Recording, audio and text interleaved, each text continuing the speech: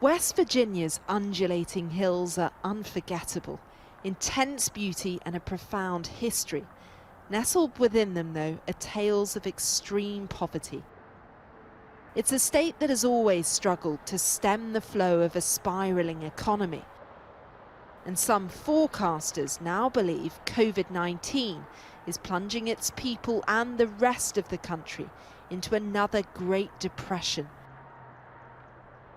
with more than 36 million people unemployed in America. Discouragement, fear, failure. Depression haunted America. The economic collapse of the 1930s was a defining trauma of the 20th century, a benchmark against which all recessions are measured.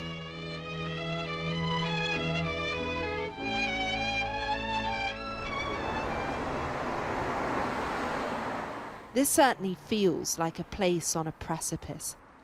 A service-based economy that ground to a halt, where faith in a quick recovery is hard to find.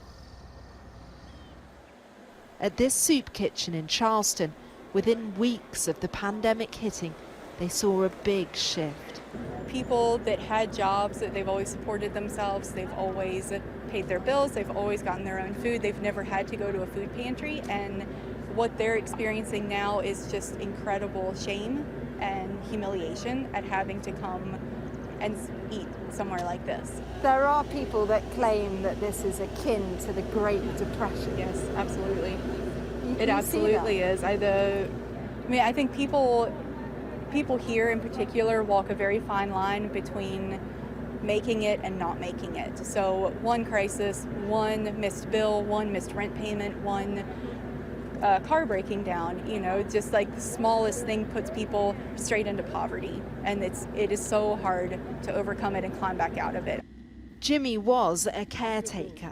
I had a job and an apartment, and then the coronavirus come up and I don't have a job and don't have an apartment. Has it surprised you how challenging it's been for people financially? Yes, because, well, I don't know. There's been a lot of people in West Virginia struggling for finances anyway. But I've always never had any problems getting work, but now I have, so no, it's not surprising when they shut down the country, it's shut down. Many have also lost their health insurance, and they're coming here to Health Right. It's a free clinic, and it's very busy, but it's facing price hikes. Different things were like so expensive that normally were not expensive before. Generics that have been on the market for years went up, some of them like 400%, which was ridiculous because they've been out there forever. One of their patients, Mercedes, was earning $500 a fortnight after being in and out of employment. Now he's on the streets. How bad has coronavirus been for your life? On a scale of 1 to 10, I'd say a definitely 9. 9. It's rough. That's all I can say. I don't really know how else to put it. I lost everything, pretty much. West Virginia takes an important place. In the Great Depression, people experienced loss for a decade. It was triggered by a financial meltdown, made worse by bad policy choices like raising interest rates.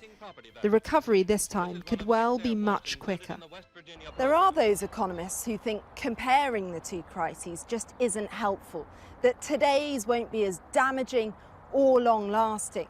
They believe the slow strangulation of the economy in the 1930s was far more severe.